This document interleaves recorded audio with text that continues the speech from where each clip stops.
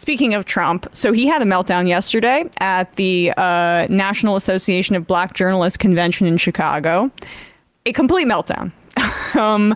We're going to play for you the beginning, and you'll just see how from right out of the gate, Donald Trump just could not handle any questioning. He complained about audio levels throughout the entire interview. I can't hear you. I can't hear you. It's like, again, the narrative has been entirely flipped on who's old in this race. Trump rambled incoherently and couldn't hear people on the stage, which is an old man problem that we no longer have to deal with because thank God Biden dropped out of the race. But he was triggered. He was angry. He was pissy. The three panelists were, one was Katia Goba of Semaphore. Shout out to our friend of the show, Dave Weigel. That was great that Semaphore got a representative there, and she did awesome. Rachel Scott of ABC News, you'll see, is the one who's closest to Trump in the blue, and she was the one who he was so furious with the entire time. Great job by those two, because the third panelist was Harris Faulkner of Fox News, Republican, obviously, and she gave him the friendliest questions, but even she at one point went, oh my goodness, because it was going so poorly. And, you know, I saw a lot of people say, like, why give Trump a platform? We talked about this a bit before the show. You know, he's running for president of the United States. I just really... He's actually maybe leading the race. Like, yeah. Arguably. I mean, look, like, in a week or two, we may not know if that may not be true, but mathematically, in terms of polling averages, he's still in the lead. He has been leading it. Yes. So we need to platform him more, especially in settings like this that are adversarial, because he shows the worst of himself. And I thought there was nothing new I could learn about Donald Trump. And you don't learn anything new, but it is at least good to remind people of the worst of this person. So here he is. As soon as he sits down, this was the first question. Mr. President, we so appreciate you giving us an hour of your time. I want to start by addressing the elephant in the room, sir. A lot of people did not think it was appropriate for you to be here today. You have pushed false claims about some of your rivals, from Nikki Haley to former President Barack Obama, saying that they were not born in the United States, which is not true. You have told 4 congresswomen of color who were American citizens to go back to where they came from. You have used words like animal and rabid to describe black district attorneys. You've attacked black journalists, calling them a loser, saying the questions that they ask are, quote, stupid and racist. You've had dinner with a white supremacist at your Mar-a-Lago resort. So my question, sir, now that you are asking black supporters to vote for you, why should black voters trust you after you have used language like that? Well, first of all, I don't think I've ever been asked a question in such a horrible manner, a first question.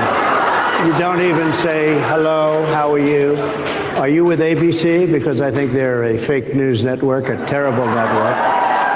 And I think it's disgraceful that I came here in good spirit. I love the black population of this country. I've done so much for the black population of this country.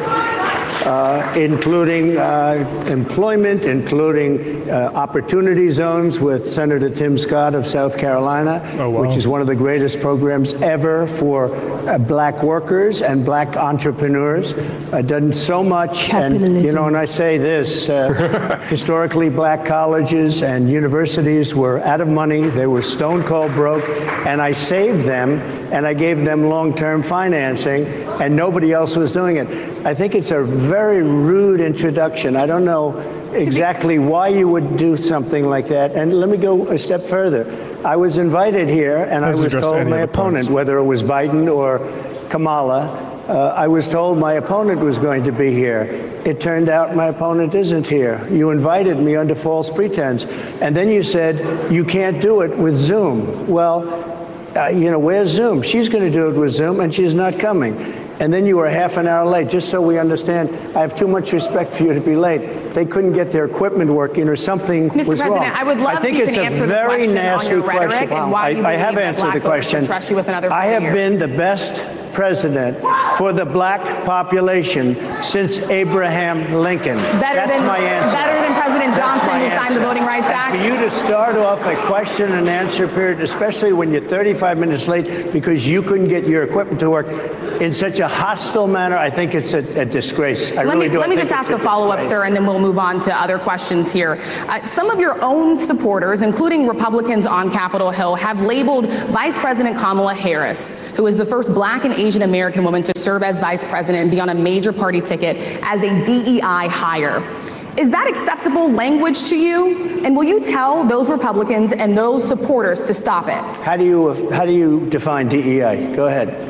How do you define diversity, equity, and inclusion? Okay, yeah, go ahead. Is that what your definition? That is give me a literally definition the words then. Would you give me a definition DEI. of that? Give me a definition. Sir, I'm asking you a question, no, a very direct question. Define it for me, if you will. I just defined it, sir. Do you believe that Vice President Kamala Harris is only on the ticket because she is a black woman? Well, I can say no. I think it's maybe a little bit different. So I've known her a long time indirectly, not directly very much, and she was always of Indian heritage, and she was only promoting Indian heritage. I didn't know she was black until a number of years ago when she happened to turn black, and now she wants to be known as black. So I don't know, is she Indian or is she black? She has always identified as a black woman. She went to a historically black college. I respect either one, but she obviously doesn't, because she was Indian all the way, and then all of a sudden she made a turn, and she became a black person. Just to be clear, sir, do you believe that she is... I think somebody should look into that, too, when you continue in a very hostile, nasty tone. It's a direct question, sir. Do you believe that Vice President Kamala Harris is a DEI hire, as some Republicans have said? I mean, I really don't know. Could be. There are some, and there are plenty. I know this lady right over there, Harris, is a fantastic person who just interviewed me at length, and we had a great interview, I think, and I heard you got very good ratings on that. Well, you told so she's not DEI, is that so she's not. So he can't answer it. I wanted to play that entire exchange because obviously people are seeing the part about Harris and how, I don't know if she's a DEI candidate or not. But you see how immediately he responds to a woman and a woman of color questioning him about things he said in the past. He never addressed any of the stuff that he had to say there. And birtherism or anything like that, because he's afraid. He actually birthered Kamala, saying she might not be a citizen because of her parentage 4 years ago, and he's running away from it because he's a pussy. Because and then pull up, this is what now they're running on. They are running on the fact that they're trying to say that she's actually Indian. She was... Look, this would be a really long game if she were, I don't know, Rachel Dolezalling this, faking who her father was, faking going to a historically black university, Howard University. White people can go to HBCUs, and they do, but yeah, I mean, the idea that she's faking being a black person is insane. Black female sorority, it's insane. He posts this on his Truth Social this morning. Thank you, Kamala, or they've been all mispronouncing her name. Kamala. It's the Democrat Party thing. They're just trying to mess with her. For a nice picture you sent from many years ago, your warmth, friendship, and love of your Indian heritage are very much appreciated. So they were also blasting a photo of this at a rally of hers last night, essentially showing a Business Insider article that said she was the first Indian American senator, which is true because she wasn't the first black senator. Also, Laura Loomer's like, she has some white descendants from her Caribbean side. It's like, I wonder how that happened. And we're doing like a quantum blood ruling for being white now instead of if you're black or non-white, which is just a flip side of it. This is why he has to debate her, because Trump wants to look like a strong man. But when you trigger him like this, when he feels on the defense, when he sees those numbers for J.D. Vance, this is the guy that's obsessed with ratings. You heard that within the first 5 minutes of the interview. He knows when numbers look bad, and it makes him angrier than anything because he wants to be in the lead. He wants to be winning. He wants to appear like he's winning. So women, he has a difficulty with them. It didn't translate in the way that it could have if Hillary Clinton didn't have so many problems when he called her a nasty woman. But he calls this ABC reporter within seconds nasty because that's his go-to for any woman that's challenging him.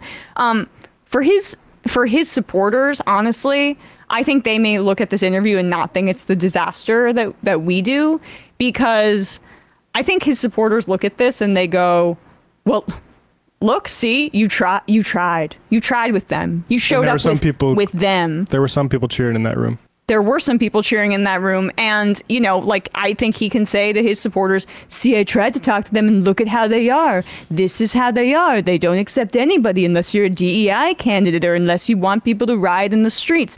I mean, we'll play more of the interview later, but there were things he said there, like he returned to the black jobs refrain.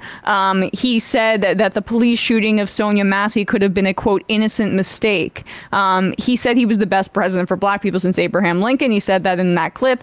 He compared the January 6th riots to Black Lives Matter and then also the protests against the genocide in Gaza that happened last week in D.C. And then with J.D. Vance, I mean, all he could talk about was the fact that he went to Yale and he couldn't define why he was good for the ticket.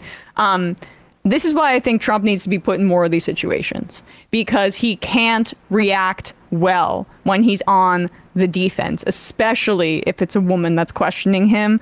And this is part of what we said about why Biden dropping out would be big in terms of drumming up the negative partisanship and reminding regular people that this is what this party stands for. And these were the offensive and persistent kind of scandals that we had to deal with throughout Trump's presidency. Most people just don't want to deal with that anymore. So highlighting that contrast is really effective. But and they didn't want in 2020. I mean, it remains to be seen if people are ready for it in enough to win in 2024. But I will just say, like, generically, that is an inappropriate question for you journalists to ask me, a politician. Look, we have plenty of critiques of the media here. That's not an appropriate thing for any politician to say to a journalist. Like, you are the one who is here, and it's everybody, and you are the servant. So whether it's Marjorie Taylor Greene and that British journalist like a few weeks ago that we covered, or Carrie Lake, or was it Carrie Lake? Oh, yeah, Carrie Lake, yeah, whatever, whichever crazy, same damn thing. Or whether it was the White House spokespeople who like to take this. How dare you? How dare you besmirch my character? Yeah, no, you're besmirched. Yeah, like right. by the nature of your profession. Right. So like, try to unsmirch yourself. Right, exactly. Like, if you're gonna act indignant, I mean, at least have some fucking dignity. Hey folks, don't forget to hit the subscribe button and check out our daily show. We do it every day at 12 p.m. Eastern for about 2.5 hours. We even take phone calls. You should check that out.